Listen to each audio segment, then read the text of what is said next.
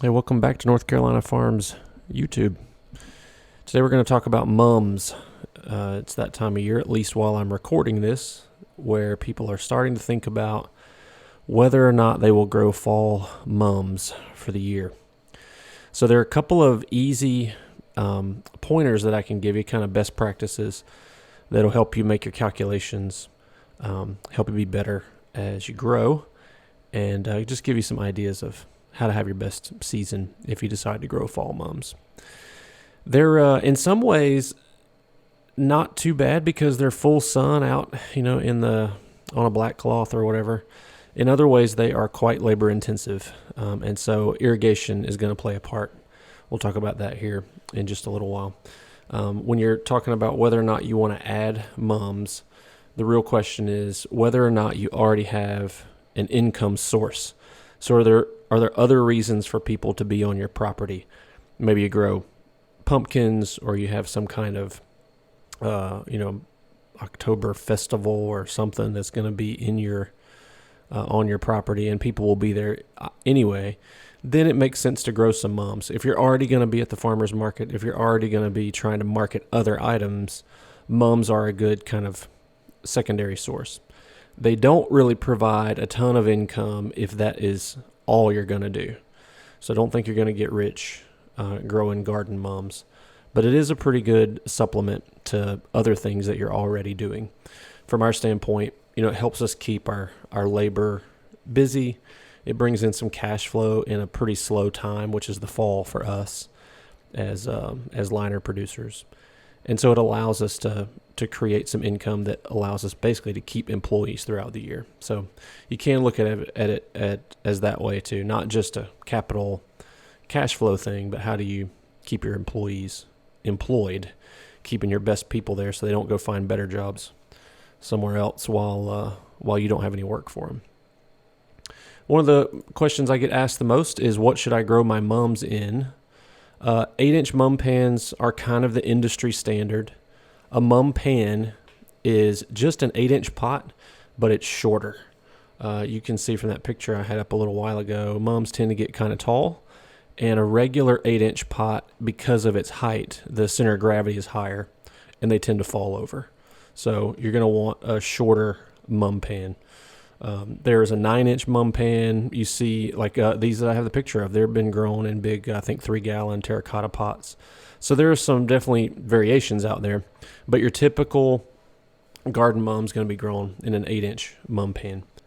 So 8-inch mum pans are kind of the basis that I'll be using in my formulas today. If you are going to grow in a 3-gallon or a 9-inch, all of the formulas scale just fine. But we're going to use 8-inch because it is probably the most standard that you see. The other thing to know as kind of a general, before we even get into some of those calculations and planning, is that garden mums are photoperiodic. What that means is they're going to bloom not based on their age, but based on the photo period of the day. So is it a 12-hour day or a 10-hour day? And so when you see these calculations that these will bloom early September, what we're saying there is that genetically that plant, at least in the South where we've done our testing, and you can get the northern numbers as well from Getty Flora's website, they're going to bloom whether they're an inch tall or 10 feet tall, because the photo period of the day is going to determine that. How many daylight hours do these plants need to stay vegetative? And then once that nighttime time grows big enough, it will trigger the flowering cycle. And so they're gonna bloom in early September. So you have to really think about when is my peak sale date. So let's say you're that pumpkin guy. You're selling pumpkins, and your peak sales is the middle of October.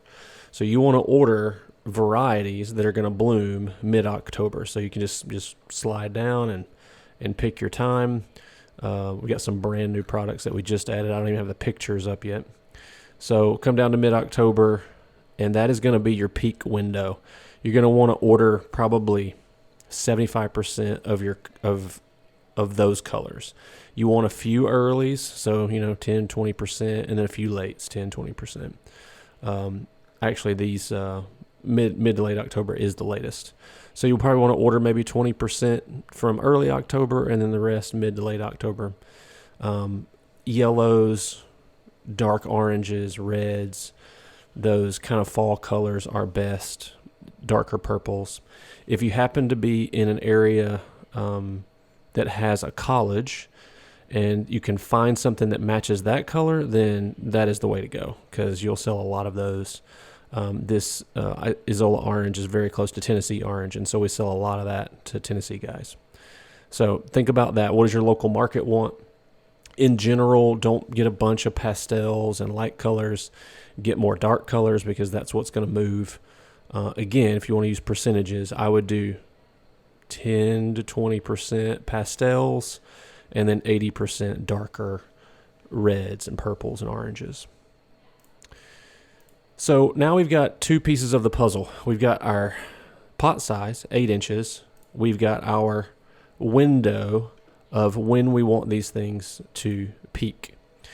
The next thing that we're going to do now is calculate how many plants we need to bring in and when do we need to bring them in. So mums are going to get planted 1 plant per pot in an 8-inch pot. If you're making a bigger pot like this 3-gallon, this actually has 1, 2, 3 plants in it. And there's a red, yellow, it looks like that's going to be purple. And so they've planted 3 in that one. But in general, you're going to want to plant 1 plant per pot. I was looking down here to see if this formula was published. It is. I just have to find it. Here we go. When you have an 8-inch mum pan, your goal is to grow, here it is exactly, a 16-inch mum.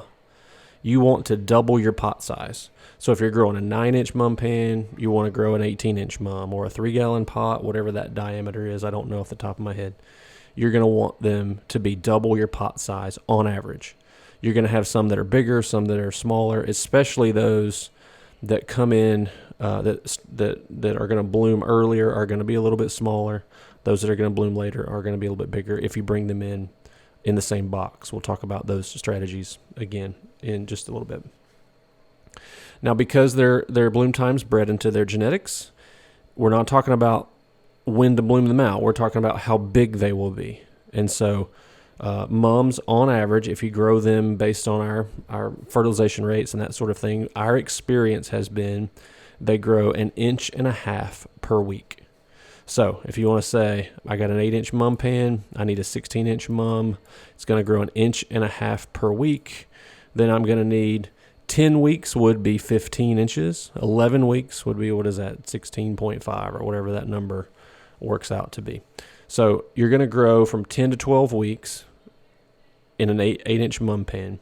So you're going to back off of your date. All you got to do is jump over to Google and type in, you got to spell it right. Actually, you don't with Google. Calendar with week numbers. And this makes it very simple.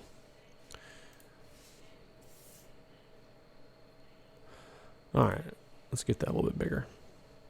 So you're going to look at the week that you want to ship this plant. And this thing's taking too long. Here in 2020, October, mid-October is week 43, if you can read that. And then all we got to do is back up 10 weeks.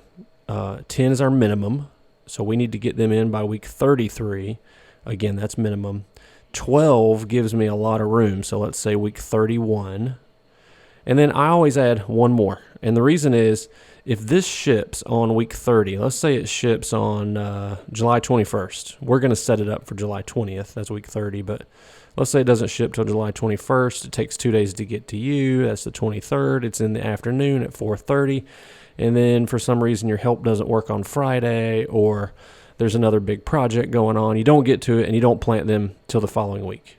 So I count the ship week. I don't really count it. I always just disregard that week. And my real plant window is the next week. So if we were going to sell, our peak was week 43. We're going to take 12 weeks off. That's 31. And give me one more week to ship it. That's week 30. So that's all you have to do when you're calculating. And again, the numbers work the same. If you're doing a 9-inch pan, we need 18 weeks. And so the plant's going to grow 1.5 inches a week. So what is that? 13 is 20.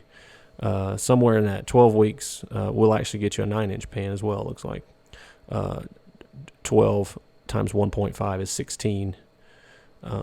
Or 18, I'm sorry, which is double a 9-inch pan. So week 30 to 31 if you're late October. If you're early September, you just take the same thing. Week 37 minus 12 is week 25, and then give one more for shipping. So week 24 if you're looking at week 37. So you're going to plant one plant per pot right in the middle of the pot. And that's a big deal. If you plant your plant, just to the left or just to the right of center, then you're going to have a plant that is off center. So you can see these are planted right in the middle, and they're going to grow up in a circle wherever that diameter is. So make sure you get it right in the middle of the pot. We've published all of the information I'm about to tell you, so we're just going to look at it so that you know right where to find it. We're going to plant one plant per pot. Down here, and you're going to want to plant it so that the top of the LE pot is right below the soil level. So that mum is bred to not need pinching. It's gonna branch all over the lower basal area, and so you want to get it deep into the soil so that as it begins to branch, you actually are lowering the canopy on your plant. If you plant it just kind of barely in the top of the soil, what happens is your canopy then becomes separated from your pot, and you have raised the center of gravity. It makes the plant wobbly, lopsided, that sort of thing. So plant it deep, just over the top of the LE pot. And what we mean by LE pot, just so you're aware, let's jump over there and talk about what an LE pot is. So an LE pot is the little paper pot that we plant in. It is this biodegradable material that is infused with soil and oxygen. So we actually make those on site. Those will pop out of the tray. You put that, your plant's in it, fully rooted, and you want to go just above the soil level as you plant that LE pot. Plant it right in the center, and then you don't pinch these. They are no pinch mums. You don't have to do anything. If you want to train them in some way, or maybe they get a little bit overgrown or something, it's okay to pinch them. But if you do, you're going to have about 6 to 8 weeks before you see flower on that particular node. So make sure that you don't pinch late in the season for sure. All right, so we've decided when to bring them in. Here was a nice week calendar. I should have used that for you.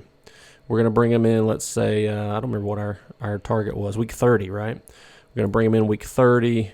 Our goal is to sell them out here in October. We've got them planted one per pot under the soil, LE pots just cover the soil. Now, what about fertilization, light, watering, that sort of thing? First of all, they love the full sun. So when you put them out in the field, do some ground cover like this picture was that we had earlier. Make sure you kind of are protecting them from weeds and that sort of thing. But they really need full sun. If you plant them in a partially shaded area, you'll have some early flowering. You'll have a little bit stretchier plant. That full sun really helps keep them nice, short, and branch. The flower cycle will keep the vegetative cycle, there we go, that's where I'm looking for, will keep them nice and short and bushy before they go into to flower. If you're up north, be careful about moving them outside too early, and that is both a light problem and a temperature problem. Making sure, I don't know what it's like in the middle of the summer, June. A lot of these are getting planted in June and July, but you want to make sure that you're way past any kind of low temperatures at night. They're a heavy feeder. 200 to 300 parts per million is a pretty heavy feed on a constant feed program. Let's go up here to this paragraph, and I'll show you what we're talking about.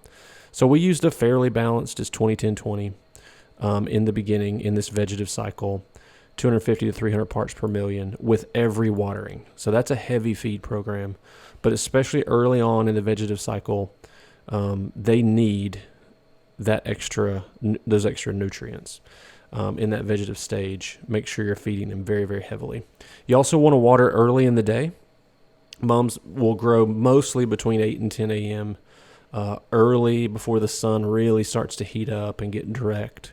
They need that sun to keep them short and bushy, but it also impedes their growth in the middle of the day. So if you're watering in the middle of the day, you've missed that cycle where the roots are really absorbing nutrients early in the day. Also, if you water late at night, you run the risk, especially if you're doing that consistently, you'll run the risk of inducing some kind of mold or fungus problem.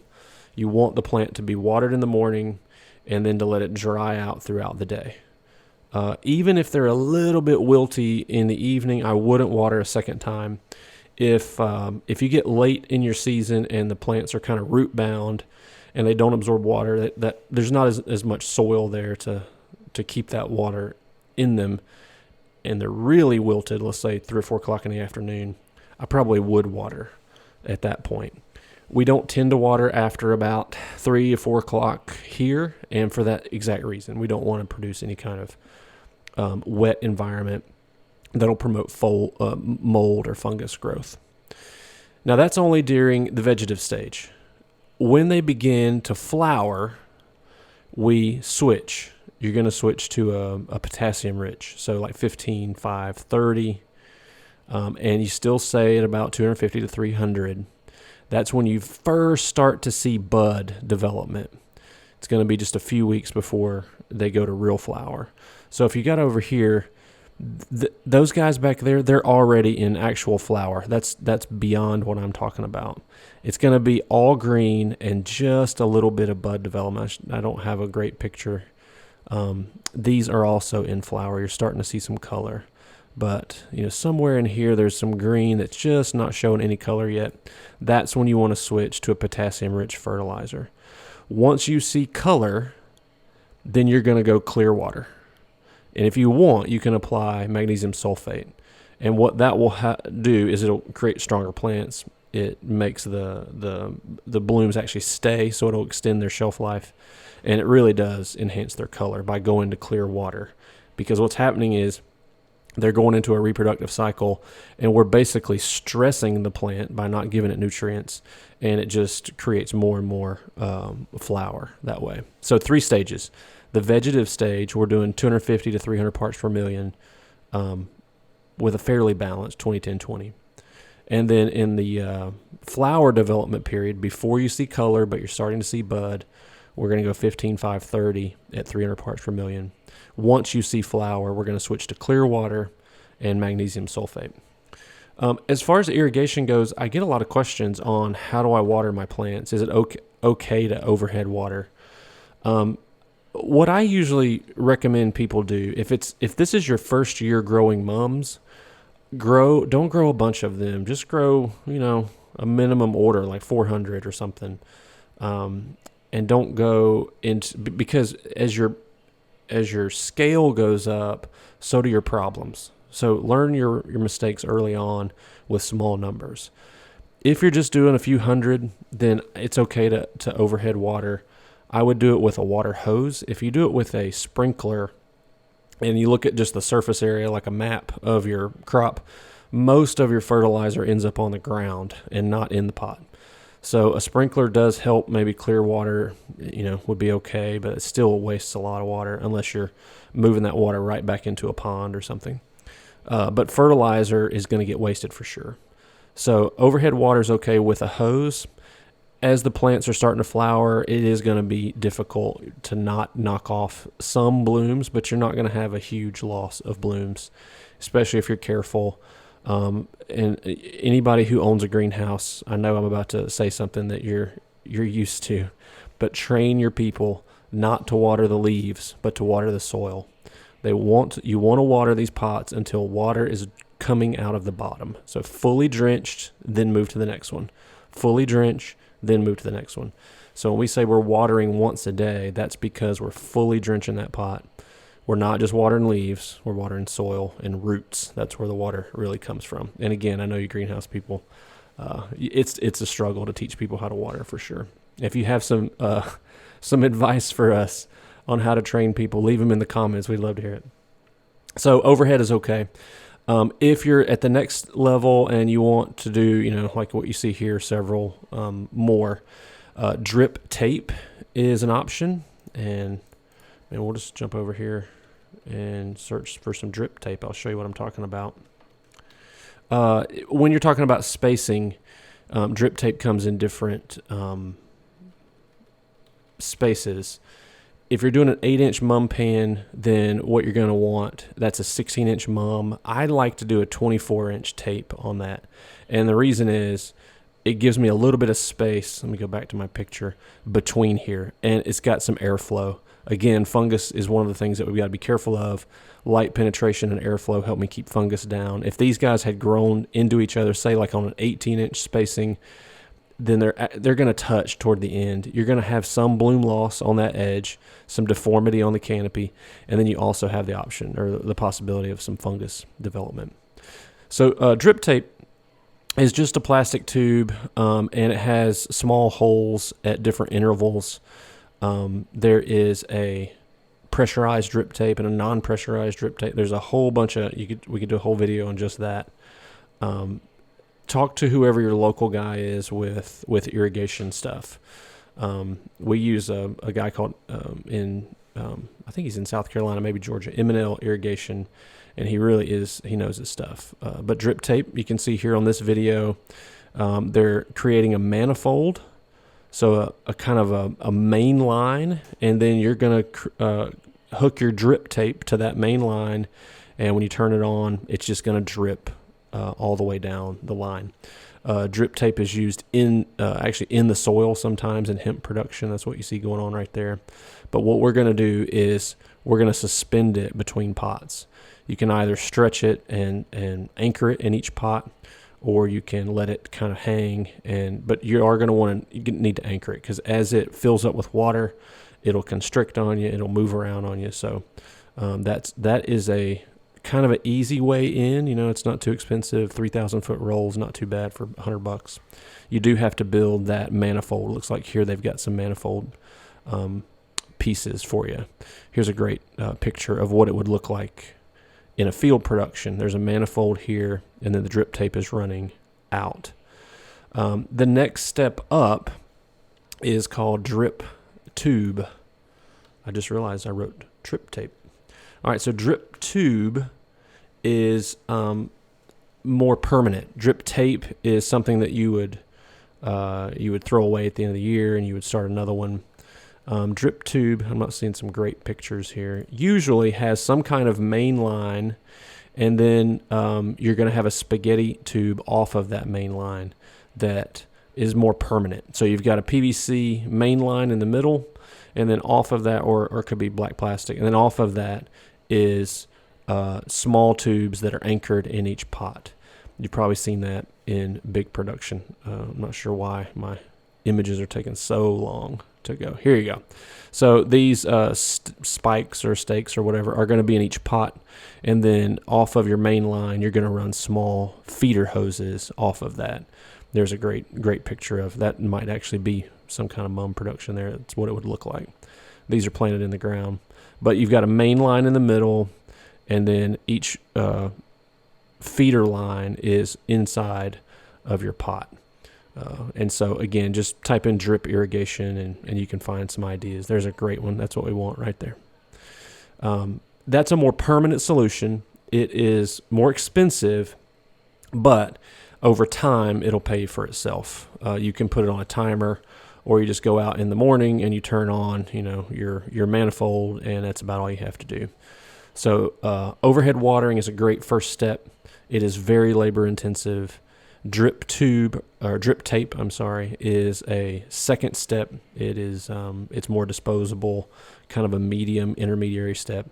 Drip tube with feeder lines is where you really want to get eventually if you're going to do this year after year to save your back and your labor cost. pH of the soil, we try to keep it between 5.8 and 6.2. That's fairly standard. on mum production. And then the last thing that I get asked a lot is about pricing, and I really don't have a great answer for that. It is so determinate of your micro economy. So if you've got a Walmart close by, they're going to be selling stuff for dirt cheap, $2.99, $3, whatever. But they're also going to have minimum quality on a lot of that. They've been grown very quickly, and it's high volume, and so they don't need to buy. It may even be a loss leader, if you know what that word means. It's something that they take a loss on just to get you on the property to buy other things. You can't compete with that. You're going to have to compete with size. Make sure you give yourself plenty of time to grow it. Expertise. Make sure that you are an expert on that plant. And then just service. People walk into a Walmart and the person watering that plant has no idea what they're doing. They don't work for a greenhouse. They work for Walmart, and so you can dominate them on quality and service. And I think people are willing to pay for that. But again, it's not something that's going to make you hundreds of thousands of dollars. It's going to make enough money to have some fall income, and then we'll reset for spring next year. One quick word on how we pulled this off. All you have to do there is plant one red, one purple, one yellow in a triangle inside your pot. And then as they grow together, they will intermingle just a little bit here in the middle, but then you're going to have kind of some dominant sides. Some people don't like that look. They want to do 3 reds. Or 3 yellows. What's going on there, by the way, the reason to do that in, say, this bigger production, say you had 8-inch pans and 3-gallon pots, your biggest cost is not the plant. It's going to be the freight to get it there and the labor to put it in. So you don't want to bring in just one tray early on and plant some big 3 gallons and then have another tray coming in, and we're going to put those in 8-inch pots and we want them all to come off together. What your challenge is going to be is looking at your window. Let's get back to that window over here and say, I need everything to come in. I think it was week 30. I need everything to come in on week 30. I'm going to plant some of them in 8-inch mum pans, 1 per pan. And then I'm going to put some in 3-gallon pots. Well, that's much bigger. I don't have time to finish that out. So I'm going to put those in 3 per pot. Talked to a guy the other day who's doing them in whiskey barrels, and we kind of just brainstormed on the diameter, and we kind of backed into that number. So if you know they're going to grow 1.5 inches a week, you can kind of figure out all of those numbers based on that one formula. And that formula, again, is over here on our blog called How to Grow Your Best Mum Yet. You can slide down here, and here is that formula, just so that you can have it in your head and see it visualized. Well, I hope that helps you to make some decisions on whether or not you want to grow mums, number one, but then how to do some of those calculations. If you have more questions, feel free to let us know. We're on Twitter and Facebook, Instagram. Give our office a call, email us, leave it in the comments. If you like this kind of content and you want to know more, we call these crop talks when we do them inside of our greenhouse. Charlie McKenzie actually has a blog, a podcast called Crop Talk. So we don't want to call this that, but that's what we call them when we do our internal training for employees. If you like this sort of thing, subscribe to our channel. We'll be putting more and more of these crop talks out, specifically on each crop that we grow and some of the experience that we had. We'd love to hear from you. Leave us something in the comments and subscribe. Thanks so much for watching.